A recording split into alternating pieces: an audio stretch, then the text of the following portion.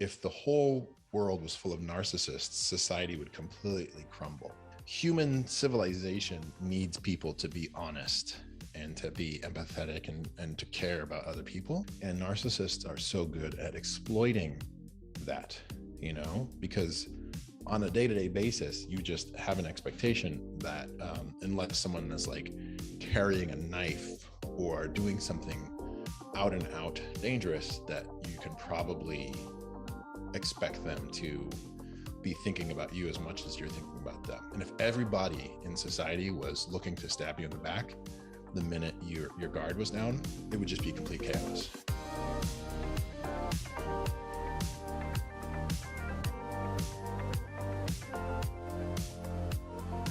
Welcome to another episode of Negotiate Your Best Life. I'm Rebecca Zung, and it is my honor and super pleasure to welcome Shikati Shima to this episode.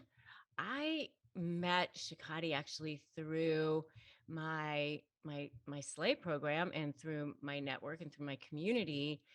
And he is a publicist and a writer. He's got an incredible background as a multimedia producer and all. He's an amazing guy, an entrepreneur. He went to Columbia twice, and he works with CEOs of high growth tech companies. But unfortunately, just like all of us, he has had to deal with some narcissists in his life. As I so often say, narcissists do not attach themselves to people who have so little value. They attach themselves to people who have so much value. They are very, very, very opportunistic. They want people who have lots and lots of value. And even though they highly devalue you and try to make you feel like nothing, once they attach themselves to you, I know firsthand, having dealt with a narcissistic business partner, they do attach themselves to people who have lots and lots of value. So I'm so honored, and it's such my pleasure to welcome you, Shikati. Thank you so much for being on the show. Thank you for all that you do. Yeah, your course, Slay, was so instrumental for me in really making an important transformation in my life at the end of a very toxic situation. And I've told you this a few times before, but Slay is strategy, leverage. What is A is anticipate, and then Y is for you. And so focusing on yourself is the most powerful thing that I did, of just like not thinking about what's this other person doing, or what's this other person thinking, or how are they going to respond, but how can I make myself the best version of myself. So by really focusing on being the best version of myself, which was very hard after being devalued for so long and really internalizing these negative messages. But once I started to really focus on myself and making myself happy and making myself a better person, it's like complete night and day transformation. So I want to thank you for that. I'll thank you for that. I'll tell everybody all the time how instrumental that was for me and how important. Thank you. I want to take everybody back because I think it's really, really important for people to get how critical it was that, here you are, somebody who's so obviously intelligent and so obviously you had so much going on for yourself. Because very similar to me, like the narcissistic business partner that I dealt with was after I had achieved everything that I had in my law practice. And I was telling you before we came on to the show, or, before we went on the air, that I had done this talk in Texas over the weekend. And I told everybody about how it was after I achieved everything. And only a few years ago that I merged my practice with these two other guys, and I decided to do all these different business ventures. And one of those ventures was with this narcissistic business partner.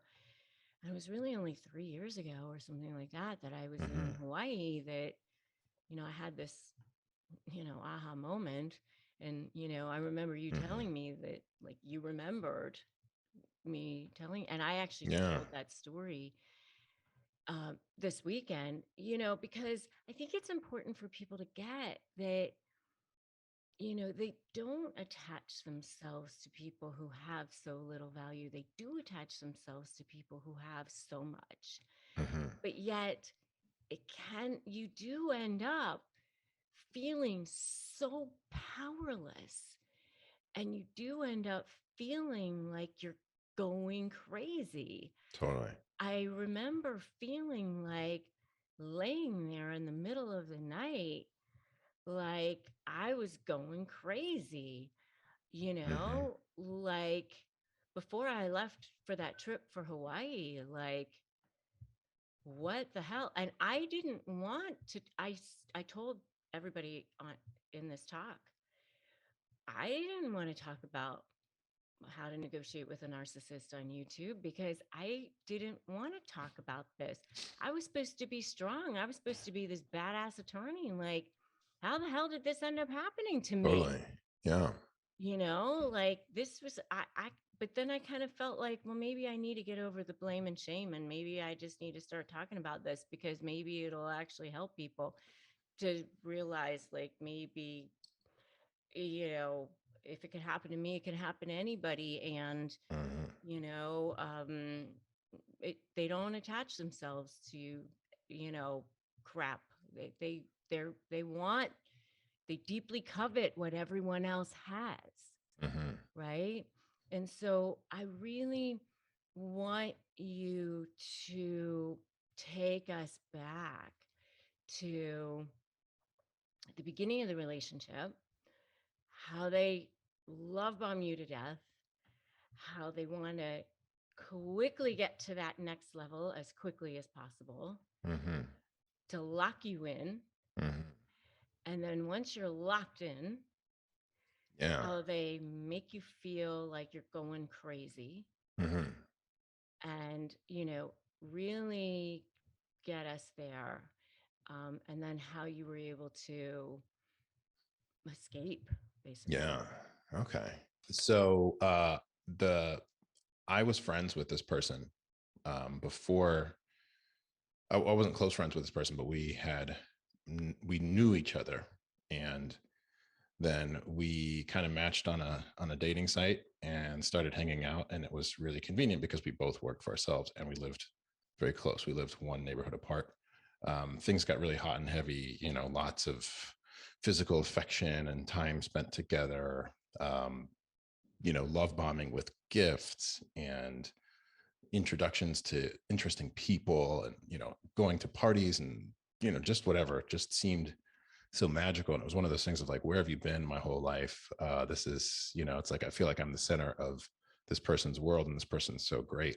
And then I remember traveling to Texas and coming back from Texas, and instead of picking me up from the airport, it was like, hey, get yourself home. And then when I walked into this person's apartment, it was just like night and day difference. All of a sudden, this look of complete disgust. And it was just like, wow, what happened here? So that was the moment the mask came off, and I was just like, okay, I'm out of here. But unfortunately, at that point, we were pregnant, and I found out the next day. And wanting to be a stand-up guy, I thought, okay, well, now we need to make this work because we're having a kid. And the that's when it really got crazy.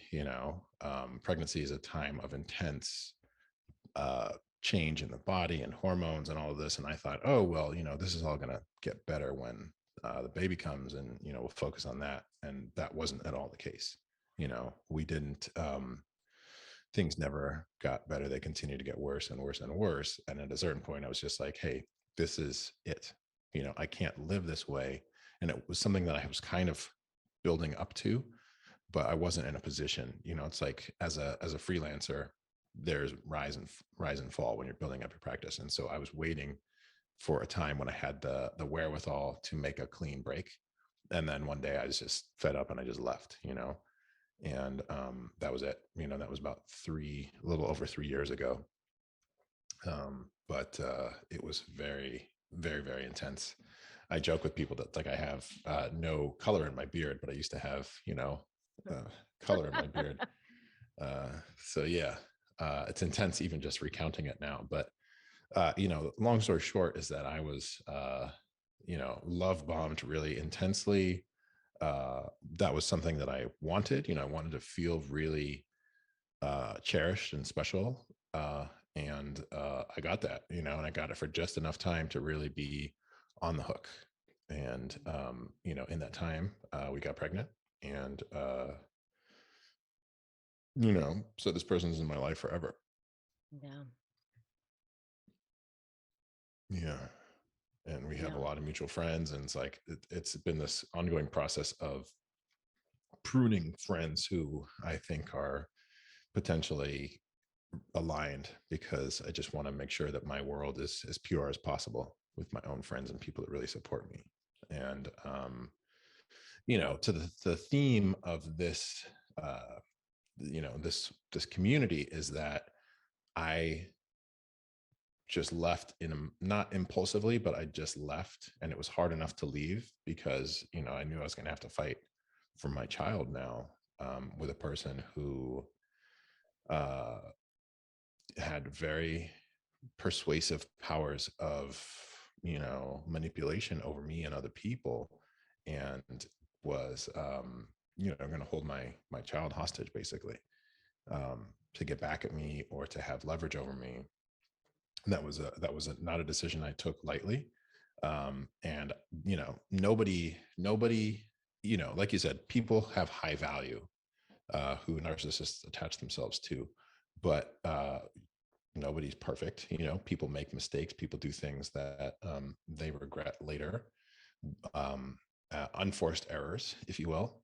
And so I was really second guessing myself for a long time about what's going on here, what's best for my son, what mistakes have I made to lead to this point, and how am I going to lead a life going forward. And so it took a lot of conversation with a lot of people to start to see the picture more clearly.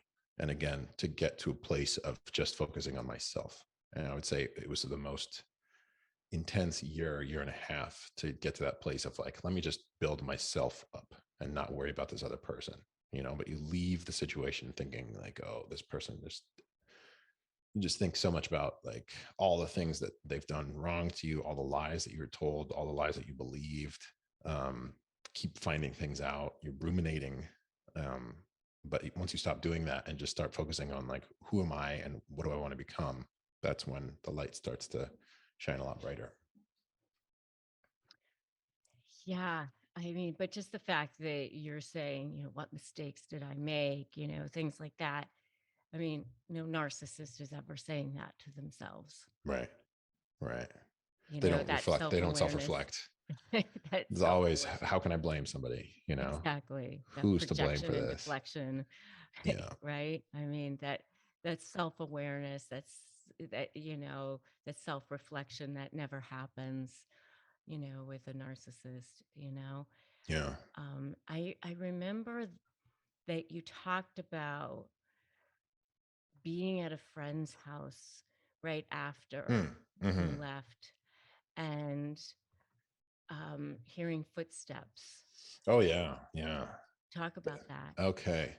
So I, before the final separation, there were a couple times when things just got too overheated, and I thought, okay, this is it.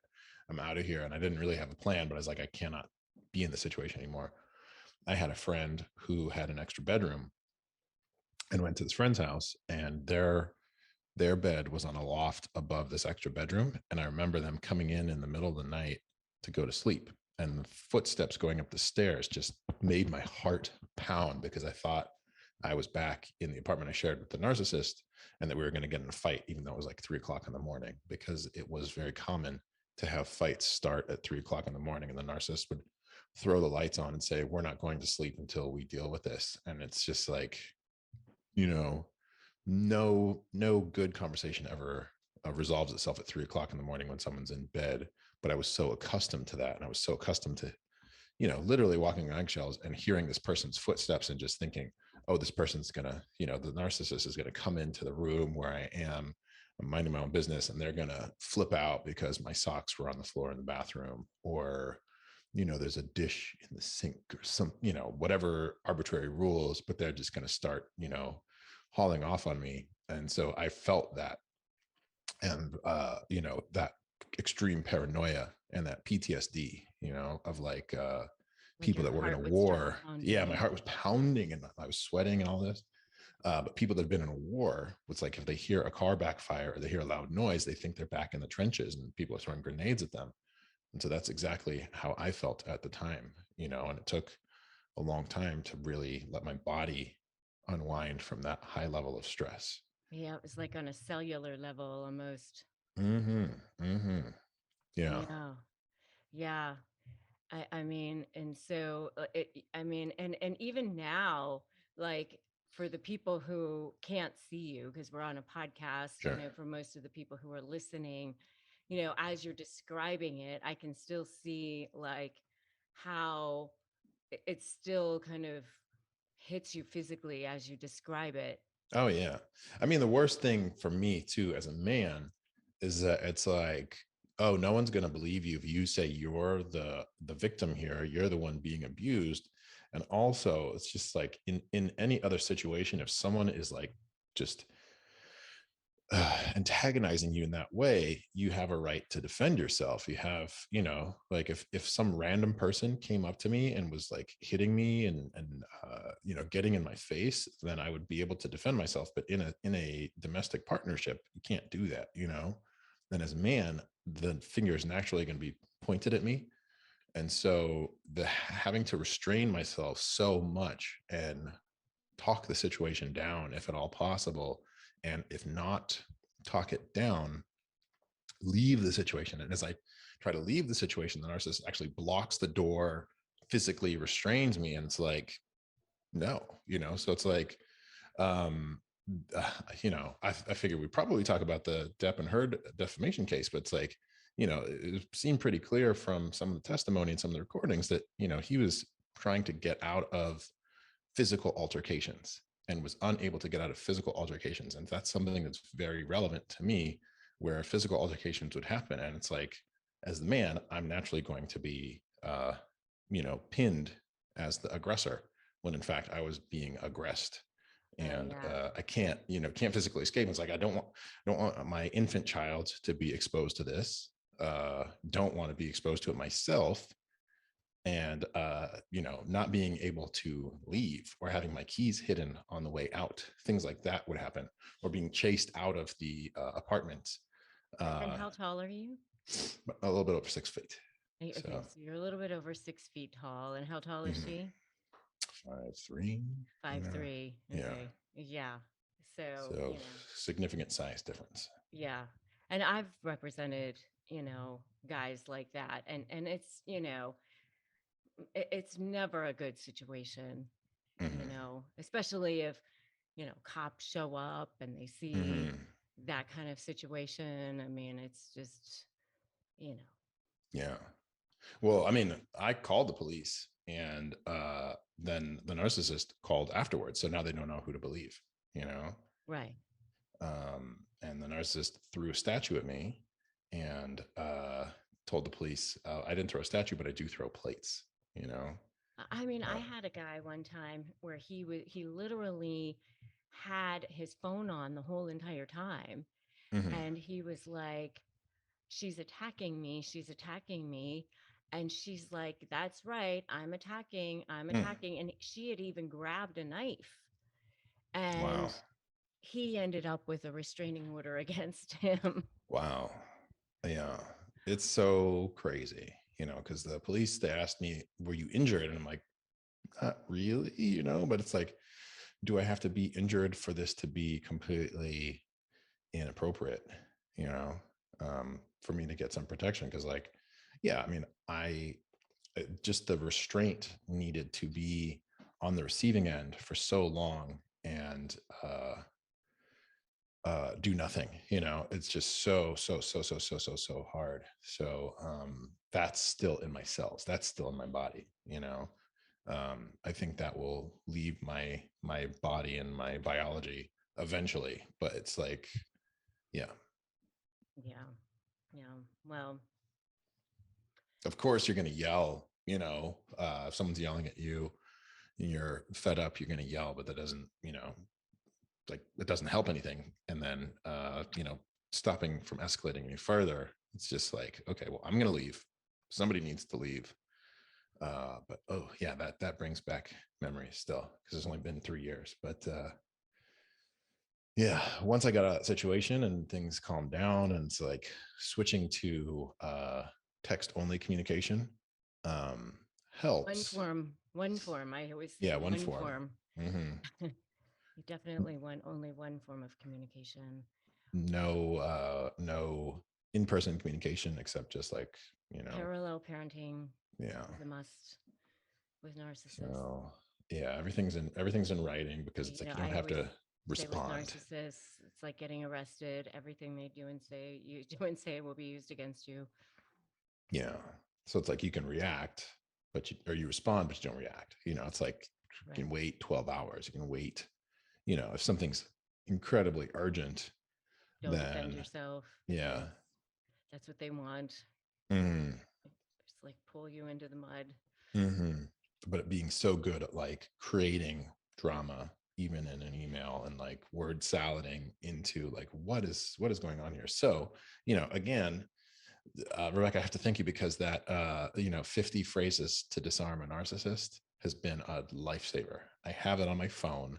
I get emails and I get text messages, and I'm like, I already can scan through my memory of those 50 phrases and be like, oh, this is this response, you know. Oh, good. And actually, one of the responses became an exhibit in a custody proceeding that I took right off that sheet. So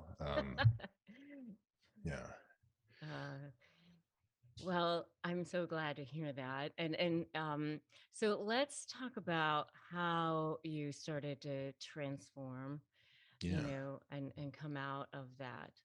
Because before we got on, I said, so what was the theme, and you said transformation, and how did you come out of that? mm, yeah. Well, you know, um, And you did take the sway yeah, program, so we should talk about that. But I do want yeah, to also talk about how you were able to transform. yeah. So I was, you know, the the situation that unfolded was really just so crazy. You know, each separation is different and brutal for every person, but I actually had to deal with housing instability at the same time, as I'm sure a lot of people do. I was fortunate enough to have an apartment here in San Francisco that I was subletting, but there were three people that were subletting it and they didn't want to go. And this whole situation erupted with them, where the owner of the house tried to evict me, and that triggered a an unlawful eviction suit, which I prevailed in the midst of custody. So it was just like so intense, so intense. But you know, having friends that believed me or that were just there to be supportive was the first step. And in the beginning, not everybody really understood what was going on, you know. Um, in fact, my family didn't really understand it at first. They thought, oh, you know, there's two sides, you know, this person will calm down, what have you. But the uh, the truth of the matter was that, you know, even my family was gaslighting me to an extent. You know, it's really hard to understand narcissism unless you've named it and dealt with it. And so, Yeah, it was actually, so you know how the YouTube algorithm works. First, it was Dr. Les Carter.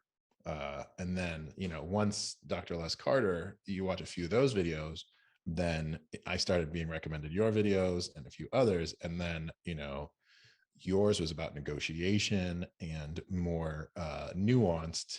And so that was when I was like, oh, the light went off. And I just consumed every video of yours and went back into the archives. And then I found Dr. Romney, and then there was like, there was the legal and the psychological components of it, and it was just so helpful. And it was just like I got everything I possibly could. And then there's another podcast and video series called The Proper Person, which is a guy in Nevada, and he represented himself against a narcissistic co-parent, and eventually terminated the narcissist's parental rights because you know the son's uh, dental health deteriorated at his mom's house, and he had 2 teeth extracted and 5 crowns, and he was able to prove, went to a dentist and did a red coat test and was able to prove that the child wasn't brushing his teeth at the mom's house, leading to this Wow. dental problem. Wow. So, and then there's also dad surviving divorce.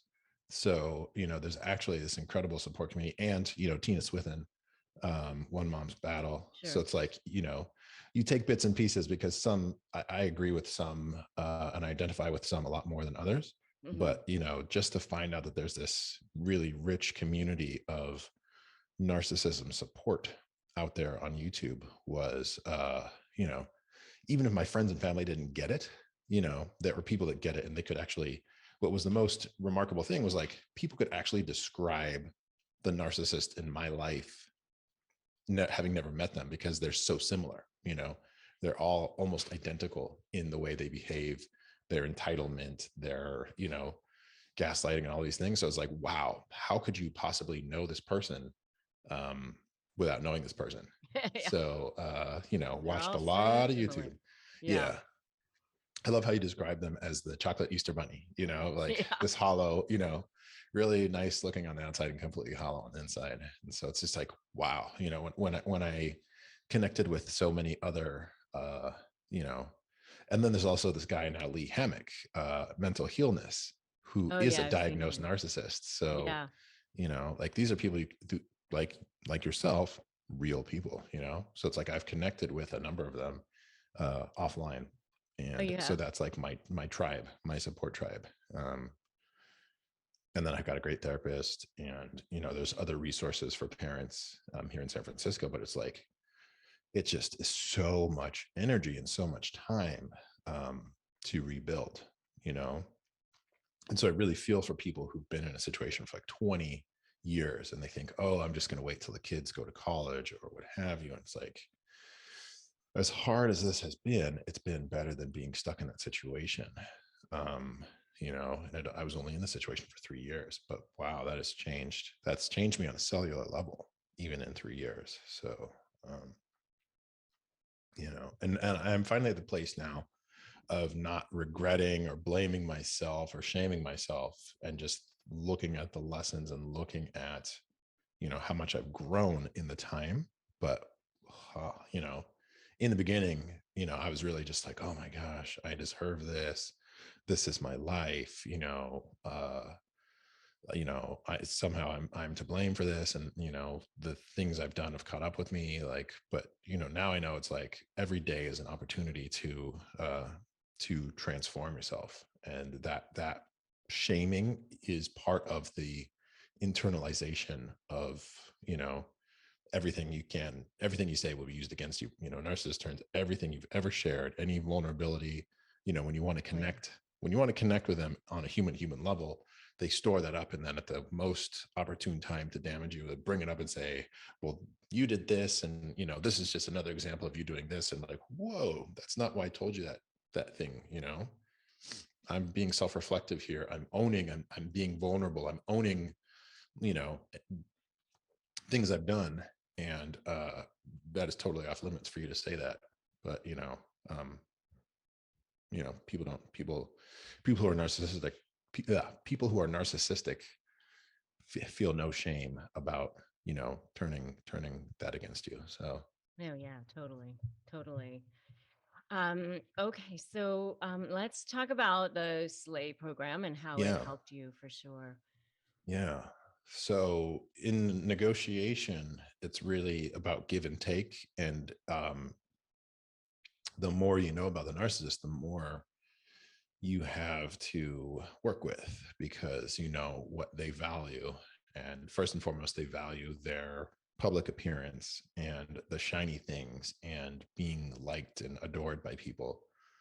But then, they're also very sloppy, and they think they can lie their way through any and everything, and they're entitled to more than a normal person. And so these are, you know this is leverage. So you strategize, right? And then you have leverage, and then you anticipate, and then focus on yourself. And so the Slay program is really, um, I think one of the hardest things about this uh, engagement with a narcissist is most people never go to court. The majority of people never have to go to court for anything. The majority of people never even get like a traffic ticket. So those people that ever interact with the justice system are those people that get a speeding ticket, and then way below that are people that have to deal with like any kind of litigation. So it's very intimidating, and just but it's necessary. So the necessity of that, getting an overview of how that process works, is one of the first things that's really important of the Slay program, because people who have been really put in a box don't know their power and don't know how to access the system and how to get change. So that is really helpful first and foremost. And then L, or leverage, is what are the things that are going to balance the scales in your favor. And the anticipation is, what are the things that this person has said to me over and over again? What am I likely to expect? And so I'm definitely in that phase now, 3 years on, of just like, oh, every time, well, I don't say every time, but it's like, I can predict that this is what I'm going to hear because I've heard it many, many, many, many times. And it actually is kind of like, I wouldn't say it's like a game, but it's definitely a reward mechanism where you say your piece, and then when you get the response that you expected, it's like, yes, this person has not changed. This person has not matured in any way, shape, or form. Um, but just to be able to know who you're dealing with, that anticipation is really important. To not ever expect this person to be decent or kind or empathetic or generous or any of those things. It sucks. I mean, it's a really terrible, it's terrible, but you harm yourself when you expect different. And so when you can anticipate that this person is going to act a certain way regardless of how you show up, and that's why that 50 phrases to disarm a narcissist form was so vital, because it's like, I already know what they're going to say and what needs to be responded, what response I need to give them. So and then you obviously is the person you're in control of. you know uh I It's like, in a situation with a narcissistic uh partner, ex-partner, I've had a number of narcissistic bosses. I had two really narcissistic bosses in a row. I've been independent, but like the two bosses that I worked with were super narcissistic. And it's like, you show up and you build yourself up, and you never going to change this person. I'm not the best at managing up, but it's like, just know that this person's never going to change, uh, and you can't change them.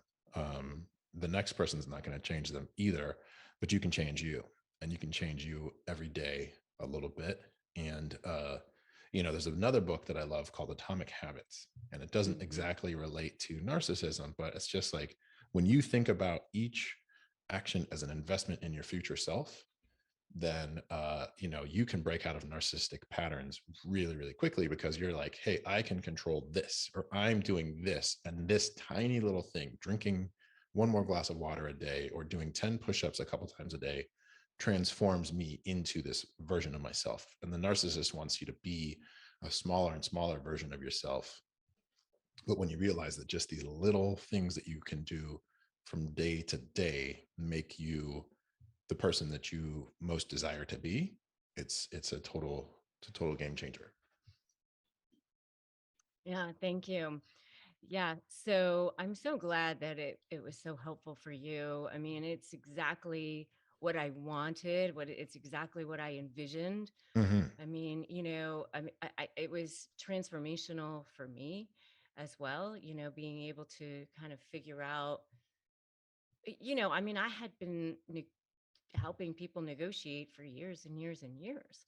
Mm-hmm. And honestly, I didn't know anything about narcissists, even though I had been dealing with them in a negotiation setting for Sure. years. It wasn't until I had dealt with one as a business partner and then started reading hundreds of books on narcissism. Mm-hmm. And then I started applying what I was learning about narcissism to the cases that I mean, I was still practicing at the time. And I thought, it was like I had discovered penicillin, Oh, seriously. totally, totally. The Um, thing is, it's like what's so insidious is that nobody believes it at first, but then, if the whole world was full of narcissists, society would completely crumble. Human civilization needs people to be honest and to be empathetic and to care about other people. And narcissists are so good at exploiting that, because mm, on a day-to-day basis you just have an expectation that unless someone is like carrying a knife or doing something out and out dangerous, that you can probably expect them to be thinking about you as much as you're thinking about them. And if everybody in society was looking to stab you in the back the minute your guard was down, we would have no society, or we'd have no, there'd be no, there would be no, it would just be complete chaos. But the fact is that a narcissist is an opportunist who is always looking to pick your pocket, always looking to get over on you, get over on everybody, and thinks they can, and they're actually very accomplished at it because they've been doing it their whole life. And so yeah, that's why they hide in plain sight. But yeah, like you said, they're predators. It's like yeah, that's how I explain it to you. Is like they have this really predatory and parasitic behavior where they just see everyone as a mark. And correct. so you don't really realize how you're being roped in to a narcissist's game, because you just assume that, of the thousands of people you've met in your life, you've only met or acknowledged a few narcissists. But the fact that they're so, you know, they're like goblins, right? They're really just like, Right. And you and know, one of the things that you just mentioned that I wanted to actually come back to, um, that I've kind of had an aha moment about mhm, since I've been doing this work is that um, there's something around 85% of cases in family law settle out of mhm, court. And so, conversely, that means that, 10 to 15% of cases go to trial, mhm, right? I have had this aha moment that roughly 10 to 15% of the population is what they estimate to be narcissistic. mhm, And I have come to realize that I don't think that those numbers are an accident mhm. because I believe that I that there's a correlation there. Totally. Yeah.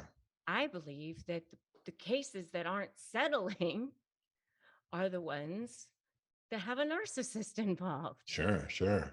Because who else wants to keep coming back and keep coming back and keep coming back? Correct. And yeah, I mean, so this is like a Tina Swithin thing. It's like you can't just call someone a narcissist in court because there is no place for that. But No. So what I tell people all the time, because I do know for sure that I'm the most um, prominent, at least the most the lawyer that's the one that has the most visibility right now, mhm, um, out there, the one that, is that you have to, you can't just say the person's a narcissist because judges don't care about that in mhm, the sense that can't tie that to law. Mm-hmm. And what the judges care about is the law, Right. because that's what they're tasked to do. Mm-hmm. Okay, so you have to put it in terms that the judge can tie it to. And what the judges are tasked to do is make a decision based in the law. Mm-hmm. So you have to find a way to tie it back to the statute. Mm-hmm. And so when people say, "Oh, they don't care, they don't care, they don't care," it it's not that their job to make a decision based on empathy. Mm-hmm. Oh, yes, honey, Mm-hmm. they're a narcissist. Well, that it's not a conversation that they're supposed to be having. Right. They're Right. supposed to make a decision based in the law. Right. That's their job. And someone else would have to make the same decision based on the same evidence. It's not that they're a human standing in for the law. They're not. Their It's not like job you said. is It's not a to be conversation. the Yeah. law. Yeah. That's their job. Mm-hmm. So the law is the law, and Mm-hmm. it's written down. Right. And And so when you you read the transcripts, it says the court. It's not court. they're Correct. talking about themselves in the abstract. Correct. No. So you can't look at the judge as, And expect them to get it. It's like you have to as, oh, show a gee, they pattern don't of this care. You behavior. have to Yeah. put it in terms, because the judge has a job to do, and the judge needs to keep that job, and the judge is going to be um critiqued on that job, and the judge Mm-hmm. could be appealed, or the and if they don't make a decision based in that law. Yeah. And so you have to put it in terms that the judge is going to care about.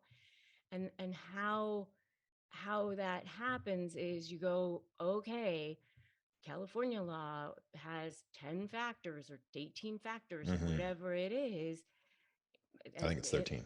but whatever it Yeah. is, I don't know. I Uh, know Florida has 17 yeah. factors, but so you just you go, okay, what's the first factor? Which parent is more likely to foster a close and continuing relationship with the other parent, or whatever the Mm-hmm. factor says. And if that factor doesn't, if you can figure out a way to shove narcissism under that factor, that's how you do it. Yeah. And that's how you get the judge to care. And without going down a rabbit hole, the last That's hearing, that's what I teach in the slave yeah. program, by the way. And without going down a rabbit hole, what's fascinating about it is that the case right before ours was a high net worth couple divorce.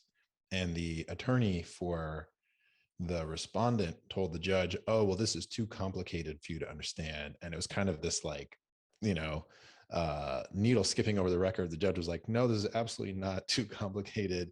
And I treat all people under the law the same, because, it was just like a millionaire divorce." But he was like, "No, I get exactly what's going on here. I take umbrage to that statement." But then, we were next in our situation. So it's like, here's a judge who, from one breath to the next is dealing with like division of millions of dollars of assets and multiple properties. And then it's like, the custody situations, like narcissism really doesn't mean anything to the judge when the judge has to deal with like these like property divisions and custody time and things like that. So it's just like, again, it's really like, what is the evidence the judge is gonna make a decision based upon? Right, right. And so that's how you get the judge to care. Yeah, that's how you get the judge to care. And it's like, it's this whole unwinding process, because going from feeling so like this person was mistreating me so terribly and starting fights at 3 o'clock in the morning and, all of this, to how to present this to a judge so that a judge can make a ruling, and successfully presenting, to the judge was a very, again, I credit the slave program tremendously, because it's like the thing that a narcissist wants more than anything is to get you to argue with them, to get you to defend yourself, to see the world through their very skewed prism. And that can really cost you when you are um, in front of a judge, especially if you have written communication, because that communication can then be presented as an exhibit. And so, there's other people like Bill Eddy, who wrote Biff and, Splitting and some of these other ones, who he's a psychologist and a lawyer. And, it's just like Biff stands for brief, informative, friendly, and factual. And firm. And it just like, you know, Yeah. And firm. firm. Yes. Brief, informative, friendly and firm, and or factual and firm. But just the Friendly idea, and firm. friendly and firm. Okay. So just get to the point, say nothing more than you need to say, and becomes a muscle, so it's like, there's these narcissistic muscles that you have to train. And the unfortunate thing is you get to train them every single day or almost every single day, especially if you are co-parenting, you know um and again, like in my situation, it was just like, oh, why is this so hard? It's so hard every day. This sucks so much. Why can't this person just be decent? Like, I'm so over fighting, and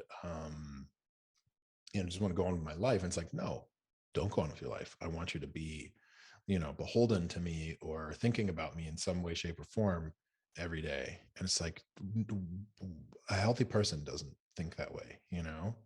A healthy person wants to get on with their life and live their life fully. And it's just like, uh, you know, so that's the hard thing to Yeah. come to grips with. And nobody's going to understand it unless they've been in the situation. But if you have been in the situation, you're just like, yes. And I know you have got a Facebook community. It's like totally, rocking, because there's so many people that want Yeah. to be in Almost fellowship. 100,000 people now. Yeah. It's crazy. People who just get it. And when people share their text message conversations and things like that, just like, wow, been there, done that. So, um, but then it's like this virus of narcissism out there in the world.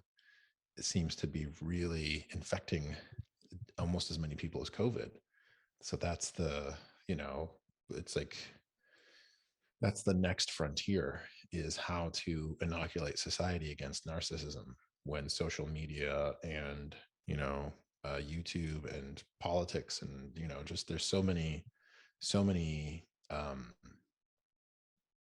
outlets for narcissism to really flourish. And so, and it just causes so much damage to so many people. So, and no surprise that you have 100,000 people in your community, and, um, such a prolific YouTube channel, and, the courses, and now doing these big arena talks.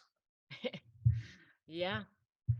Well, thank you so much for being so Yeah. willing to share your story, and Yeah. being willing to come on here. And I'm so grateful to you, and so grateful that my course was so helpful to you.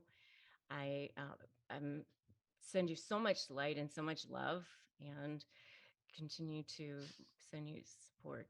Thank Thank you. you, Rebecca.